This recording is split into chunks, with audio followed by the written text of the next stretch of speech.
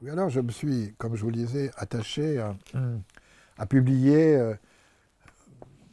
beaucoup dans le pays, au Pérou, aussi un peu en Colombie et ailleurs, et surtout en espagnol pour justement euh, tenir compte du pays qui t'accueille, enfin, etc.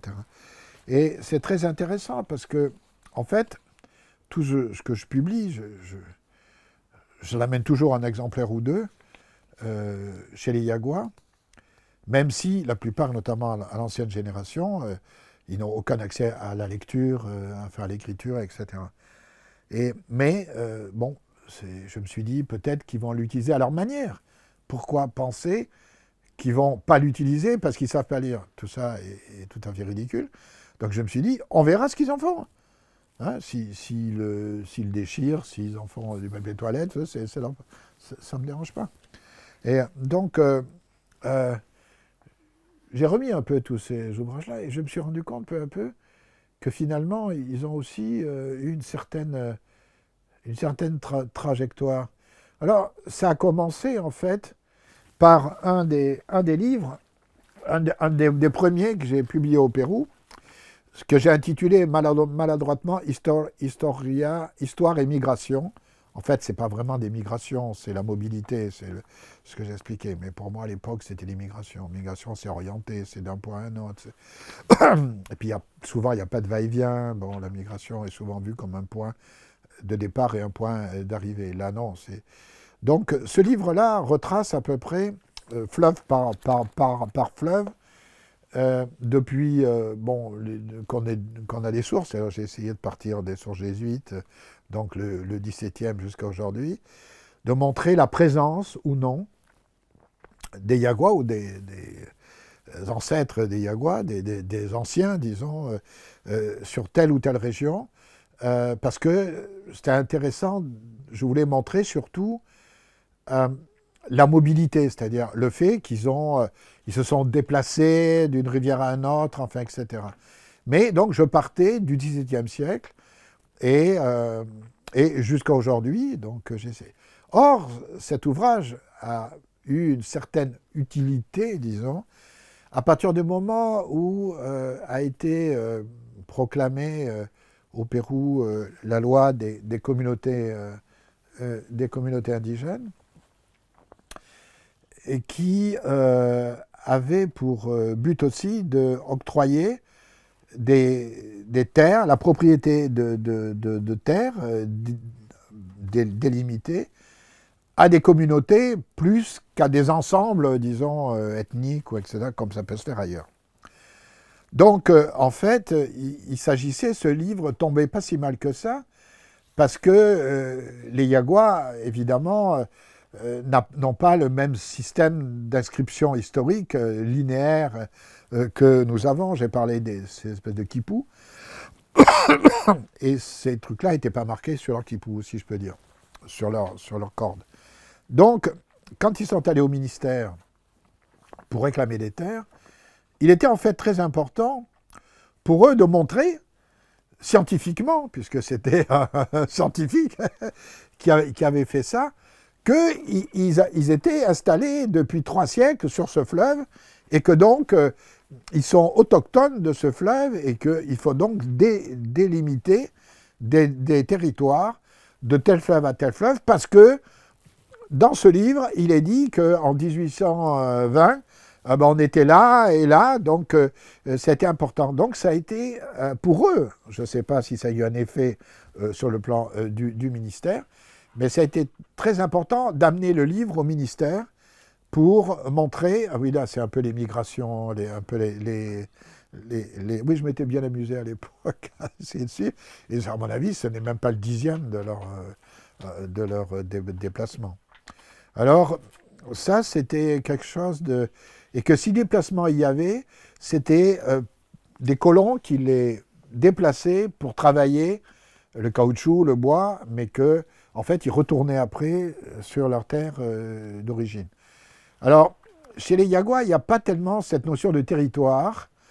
Là encore, la terre a la forme d'une sarbacane, c'est un tube creux, au sein duquel ils coulissent, les Yaguas. Donc c'était compliqué dans leur cosmologie, dans leur système, de montrer que, en fait, que le territoire, c'est pas seulement ce couloir, cette grande sarbacane, cet arbre mythique qui est tombé et qui a formé l'Amazone, mais que c'était aussi des points précis de ce coulissement du tube. C'était la politique, la métaphysique du tube, ce que je fais en ce moment. Et donc, pour eux, ce n'était pas du tout évident. Ce qui fait que quand on a procédé, quand le gouvernement, le ministère a procédé à la délimitation, démarcation des terres chez les Yaguas étaient là. Mais un an après, ils n'étaient plus là. Ils coulissaient ce truc. Ils étaient Rio Abarro, enfin, la rivière en amont, où ils étaient en aval. Et puis, ça n'empêchait pas que 3 ans après, ils reviennent là. Mais ça, c'était incompréhensible dans le langage du ministère. Le propos du ministère, c'était de sédentariser, de mettre une école, de constituer des communautés. C'est un réservoir de vote captif pour des élections. Voilà une chose bien huilée et bien construite. Les Yaguas, ils n'étaient pas du tout sur ce registre. Donc il fallait pour eux faire un effort sur cette notion de territoire. Hein. Je ne dis pas que la notion de territoire n'existe pas ailleurs, mais chez les Yaguas, ça me semble être quelque chose qui coulisse le long d'un tube. À partir du moment où tu restes dans le tube, tu es chez toi. C'est-à-dire, les Yaguas, ils ne vont pas, depuis les sources que l'on connaisse, ils n'ont pas migré de l'Orénoque ou du Paraná, etc. Les premières sources, ils sont là. Hein, ils sont là, ils se déplacent, mais là. Donc ça a été un premier effet. Ils ont utilisé donc ce livre qui malheureusement a eu un effet peut-être contre eux-mêmes, contre leur cosmologie, de légitimer ou de donner des arguments pour en fait segmenter le tube en territoire fixe que par définition ils ne vont pas respecter. En fait, ce qui les intéresse, je crois, c'est plus la construction, c'est-à-dire le fait qu'il faut construire ce territoire fermé, et une fois qu'il est fait, ça ne les intéresse plus. Ce qui les intéresse, c'est la construction, ce n'est pas le fait établi. Ils vont ailleurs, hein, n'est-ce pas? Comme quand d'une année sur l'autre, ils sont sur tel fleuve, j'y vais, ils ne sont plus là, ils sont sur l'autre fleuve. Mais évidemment, pour le gouvernement, ce territoire-là, cette terre démarquée, si elle n'est pas occupée, ils peuvent la perdre. Ou d'autres populations peuvent s'y mettre. Donc c'est compliqué. Les Yaguas, ils n'ont pas, jusqu'à aujourd'hui d'ailleurs, je pense qu'ils n'ont pas, par exemple, ils s'installent aujourd'hui à la frontière du Brésil et de la Colombie, sans titre de propriété, sur des parcelles qui sont, comme ils disent maintenant les Yaguas, on est internationaux. Parce qu'ils ont un site au Pérou, ils ont un site en Colombie, et ils ont un site au Brésil, puisqu'on est juste à la frontière. Mais ils n'ont aucun titre sur ça. Mais en fait, ils s'en fichent, puisque 2 ans après, ils ne seront plus là, ils seront sur un autre site. Donc l'idée, évidemment, des gouvernements, c'est de dire comment faire pour sédentariser ces gens-là, qui sont des nomades, si on peut dire, enfin impénitents, qui ne s'arrêtent pas. Ben, ils n'ont pas réussi à trouver jusqu'à aujourd'hui. Donc, ils ont un site là, ils abandonnent, il n'est pas abandonné, il est resté pas en éveil, quoi. Ils vont de l'autre côté de la frontière parce qu'il y a un colon qui leur prête une terre pour 6 mois ou pour 1 an, ils y vont tous. Et puis après, il y a un gars qui vient qui dit, mais il faut partir, vous n'avez pas de titre de propriété, aucun problème. Hop, ils vont. Donc, c'est très particulier et alors, c'est jusqu'à aujourd'hui, je crois que ça et en plus, ils sont particulièrement intéressés parce que dans cette région de frontière, il y a une sorte de no man's land entre les frontières du Brésil et de Colombie. Et par définition, qui n'appartiennent à personne. Eh bien, c'est là qu'ils vont, justement. Parce que justement, c'est no man's land. Bon, il est interdit, la loi interdit en région de frontières de pouvoir occuper ces zones, ces no man's land entre les frontières. Mais c'est quoi? C'est 300 mètres, 500 mètres qui laissent entre les trois frontières, ce qu'on appelle des zones de tampons, quoi, et qui permettent pour des fois qu'il y a des problèmes de rectification de tracé ou qu'il y a des ruisseaux qui changent le cours, etc. Et c'est là qu'ils se mettent. Mais c'est là aussi, par exemple, que les trafiquants de cocaïne règlent leur compte, parce que personne ne peut réclamer les corps, puisque ça appartient à personne. Donc cette région, elle est à la fois une région occupée par des Yaguas, c'est un cimetière en fait de trafiquants, etc. Donc les Yaguas, ça ne pose aucun problème, hein, évidemment. Mais attention, ce n'est pas tous les populations autochtones d'Amazonie qui sont pareilles. Alors ensuite, il y a eu ce bouquin. Alors, néanmoins, ça, c'est une commande qui a été faite par le Centre amazonien d'anthropologie à Lima, qui est une ONG catholique, mais de théologie de la libération, etc.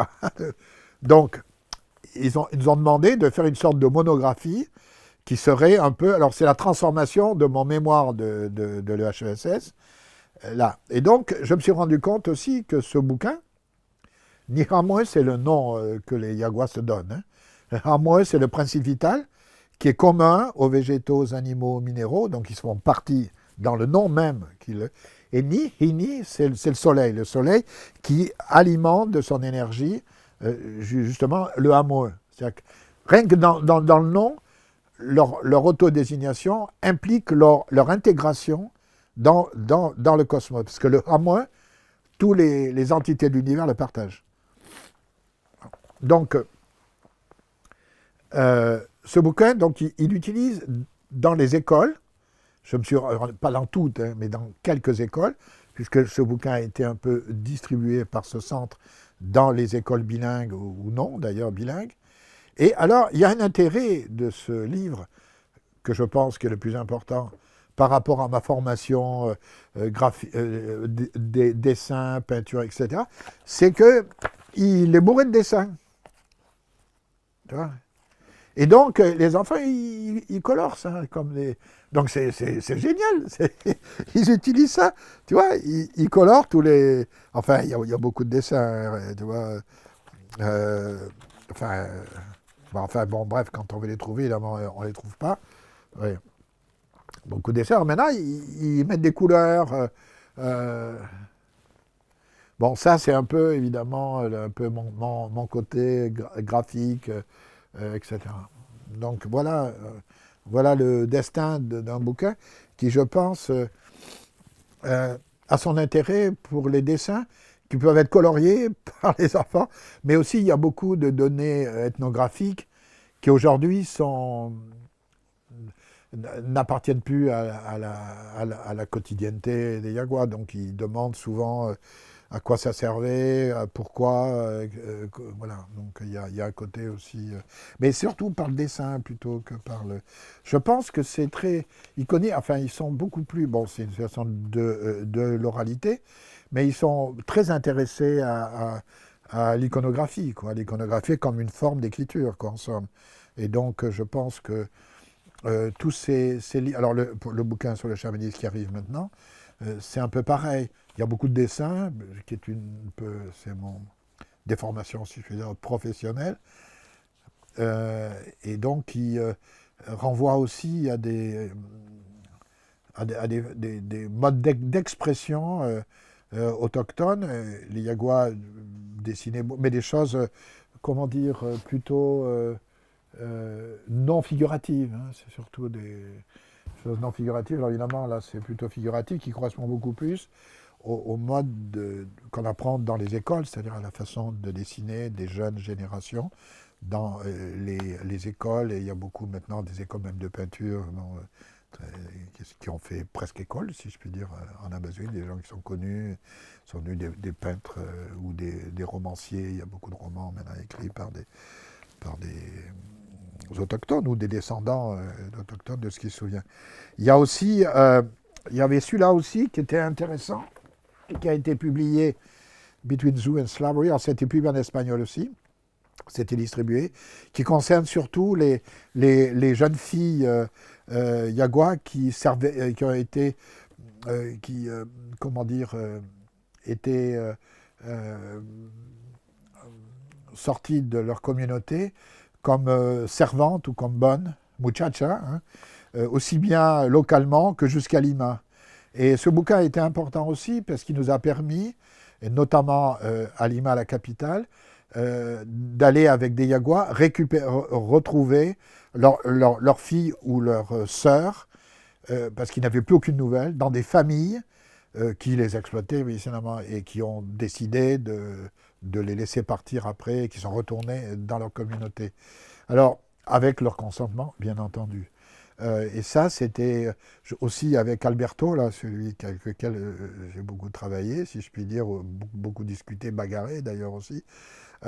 On est allé ensemble aussi à Iquitos, à Caballo-Cocha, où on a essayé et on a récupéré les filles qui étaient un peu prises en otage, enfin qui étaient en fait esclavagisées, disons-le. Donc il y a eu aussi ça c'est IVGA, c'est les documents IVGA. Alors celui-là qui est la première version donc de la thèse, où il y a aussi beaucoup d'images. Il y a beaucoup d'images, je ne sais pas si tu veux le montrer comme ça. Alors celui-là aussi, il a eu une trajectoire très, très particulière et qui peut aussi intéresser quelqu'un qui fait une thèse et qui se demande à quoi ça sert finalement de faire une thèse et quelle forme ça peut prendre, quelle trajectoire. Alors celui-là, un jour, je l'avais laissé justement chez Alberto et lors d'une séance de guérison, en fait, j'ai été très surpris parce que j'ai vu qu'il prenait le livre sans l'ouvrir et il le passait sur le corps d'un patient. J'ai dit là, il y a quelque chose, soit il le fait pour me faire plaisir, comme ça, ou soit il le fait vraiment, etc. Et il a fait à plusieurs patients. Il a fait de manière... Alors lui, il utilisait donc une sorte de pouvoir thérapeutique. C'était d'autant plus imaginable que les chamans Yagua ont aussi des sortes de pierres, des pierres qu'ils trouvent dans des conditions particulières et qui ont des pouvoirs justement thérapeutiques. Donc il utilisait en fait, et qu'on peut passer sur le corps des patients. Donc il utilisait d'une certaine manière ce livre comme ce qu'ils appellent en espagnol un canto, hein, comme une pierre magique en somme, ou une pierre ou un objet magique qui sert aussi à, disons, à soigner les gens. Donc, il disait aussi que quand il avait un trou de mémoire, ça m'a beaucoup plu, dans les chants chamaniques, alors il ouvrait le livre et immédiatement il se souvenait de la suite du chant, c'est-à-dire que ça faisait tilt, si je peux dire. Alors, son idée, c'est qu'il attribuait une certaine capacité agentive, c'est-à-dire une certaine capacité d'action, sur ce livre, qui m'a fait penser que la relation entre objet et sujet, c'est-à-dire que la différence que nous faisons entre un objet et puis un sujet, c'est un livre, c'est un objet. On ne peut pas le voir comme un sujet, comme une personne. C'est là que je me suis rendu compte que c'est dans ce sens-là où le chamanisme a été, j'y viendrai un petit peu plus tard, s'est imposé d'une certaine manière plus que j'avais envie d'y travailler, puisque comme je vous l'ai dit, c'était sous la technologie, le transfert de technologie, les modes d'apprentissage qui m'intéressaient au départ. Mais ça a été donc un questionnement aussi sur cette différence que l'on fait entre objet inerte et agentif, quoi, et objet actif, qui a une agentivité.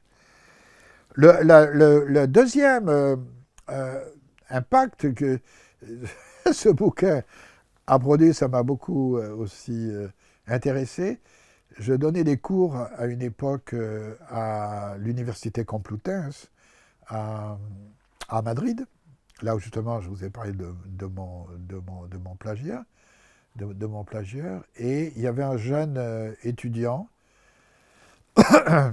espagnol, mais qui vivait au Mexique et qui a vu le livre, qui était, je devais parler du livre, et qui s'est mis à le lire, et en fait a créé une bande dessinée. À partir d'un mythe, il a mis un mythe en bande dessinée, justement à partir d'un mythe, avec la figure de Alberto comme étant le héros, en fait, de cette mise en bande dessinée d'un mythe, mais aussi d'un bonhomme, avec lequel j'ai beaucoup travaillé, et donc qui a fait cette petite bande dessinée. Alors je ne sais pas du tout, il devait la publier, je ne sais pas du tout s'il l'a publié ou pas, c'est peut-être resté. Alors, et ça retrace, effectivement, il a bien compris qu'elle était... En fait, c'est le conflit entre deux chamans, qui est une histoire qu'Alberto raconte dans le livre, comment se passe finalement une relation interchamanique quand il y a... alors on trouve tous comment on appelle ça, les sirènes, le monde aquatique, enfin, etc. Donc voilà un peu l'histoire de la bande dessinée. Qu'il a appelé le chauve et la raie. Parce que dans un mythe, il y a un héros qui rentre dans le ventre d'un anaconda et la chaleur de l'anaconda lui fait perdre tous ses cheveux. Donc il devient chauve et après il sort du ventre d'un anaconda et il a un tas de péripéties. Et la raie, c'est aussi lié au monde subaquatique des sirènes, enfin, etc. Et donc il les a retransmis en bande dessinée. Donc encore une fois, on ne sait jamais ce que produit... bon, il y a beaucoup d'autres ouvrages, bien sûr, qui ont produit des bandes dessinées. Mais là, bon, ça m'a beaucoup surpris parce que c'était lors d'un cours. Et, en fait, il a passé le cours à dessiner. Ouais, c'est intéressant. Justement, sur cette question de objet-sujet, c'est comment on passe de l'aérospatial, finalement, au chamanisme, enfin, de la technologie, finalement, et des artefacts, et qu'on s'intéresse au chamanisme. Alors, au début, évidemment, je travaillais sur les objets, ce que je pensais qu'être des objets, des flûtes, etc. Et je demandais donc à ce qu'on me décrive tout ça, etc. Puis il me disait, non, il faut voir, il faut que je chante. Il faut un chant. Alors, j'ai dit, tiens, c'est marrant. Moi, je leur dis, appris à l'école que, bon, voilà, un stylo, c'est un stylo, un truc, on peut faire une description. Donc il a commencé à dire que bon, cette flûte-là, ou cet objet, cette sarbacane, ou etc., donc il faut demander en fait à l'esprit de la sarbacane, à l'esprit du machin. Et je me suis rendu compte qu'il renvoyait un tas de relations avec des entités. Je me suis rendu compte que l'objet, en fait, il était le résultat, la condensation d'une multitude de relations, et que, qu'est-ce qui pourrait, en fait, quel serait le champ, le domaine qui me permettrait de rendre compte de ce système, disons, réticulaire en toile d'araignée, on peut dire, autour d'un simple, ce que je pensais être un simple objet. Et au fur et à mesure que j'avançais avec Alberto et autres, je me suis rendu compte que ce que nous on appelait le chamanisme pourrait être précisément ce lieu, ce domaine d'intersection, d'interaction, trans ou interspécifique, comme vous voulez, entre les différentes espèces, les différents domaines, et que, en somme, ça vaudrait le coup, pour essayer de comprendre un peu quelque chose, de commencer à m'intéresser à ce domaine, si tant est, c'est possible. Il est fort possible que personne ne cherche, ne veuille transmettre quoi que ce soit.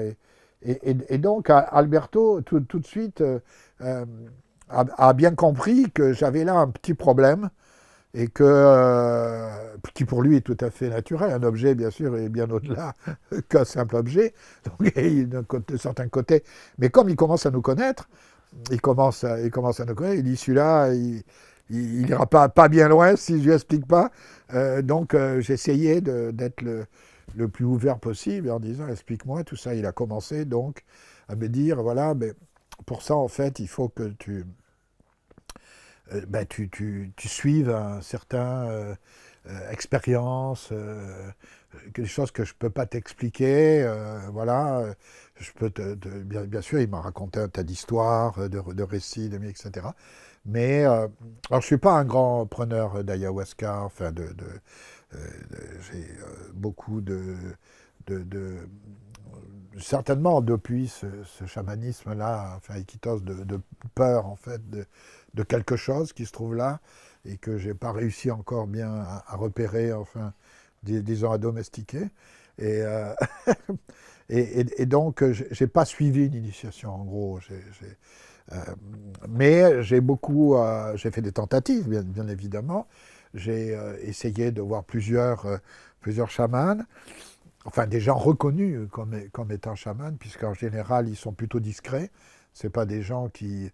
D'une façon générale, les Yaguas en particulier sont des gens qui étaient pourtant des guerriers impénitents, sont les colliers de dents humaines, enfin, etc., sont en général des gens... ils se mettent peu en avant, ils étaient peu impliqués dans le mouvement fédératif indigène. Ils y étaient, mais ils ne prenaient pas souvent la parole, alors que d'autres, ils sont très publics. Par exemple, les Jivaros, des groupes à Oahu, sont très actifs, ils ont appris toute une rhétorique du langage, enfin, etc. Ils ont tous des rituels, des joutes oratoires, etc. Les Yaguas, c'est plutôt le sien les premières années, enfin, je ne veux pas revenir sur les premiers moments. Ils peuvent vous laisser pendant plusieurs jours sans vous parler. Je veux dire, vous faites votre vie. Hein, voilà. Alors, quand il y a un peu de Masato, bon, il faut le boire. Hein, seule chose qu'il arrive, des fois, c'est que dans la case un peu obscure, là, avec une calebasse de Masato, il vous l'amène. Ben, si vous la buvez, tout va bien. Je veux dire, il est content. Là commence à peut-être le début d'une communication.